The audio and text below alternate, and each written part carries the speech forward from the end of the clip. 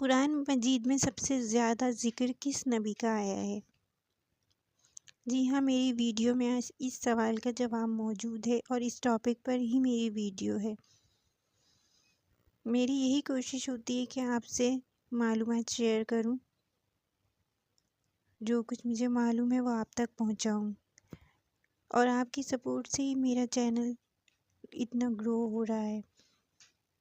تو میرے چینل کو ضرور سبسکرائب کیجیے گا، ویڈیو پسند آئے تو اس کو لائک اور شیئر کیجیے گا صدقہ جاریہ کی نیت سے، اور بیل آئیکن کو پریس کر دیجیے گا تاکہ میری ہر نئی آنے والی ویڈیو آپ تک پہنچ جائے۔ قرآن مجید میں سب سے زیادہ ذکر کس نبی کا ہے؟ قرآن مجید میں سب سے زیادہ ذکر حضرت موسیٰ علیہ السلام کا ہے، یعنی 136 بار آپ کا تذکرہ کیا گیا ہے۔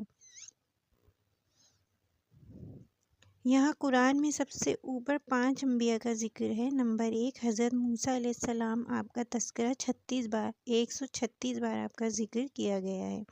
نمبر 2 حضرت ابراہیم علیہ السلام کا ذکر 69 مرتبہ آپ کا ذکر کیا گیا ہے۔ اور نمبر 3 نبی پاک صلی اللہ علیہ وآلہ وسلم کا ذکر 47 مرتبہ کیا گیا ہے، یعنی 47 بار آپ کا ذکر کیا گیا ہے۔ نمبر 4 پر حضرت عیسیٰ علیہ السلام کا ذکر کیا گیا ہے، یعنی 25 مرتبہ آپ کا تذکرہ کیا گیا ہے۔ اور نمبر 5 پر حضرت نوح علیہ السلام، آپ کا ذکر 22 مرتبہ قرآن پاک میں کیا گیا ہے۔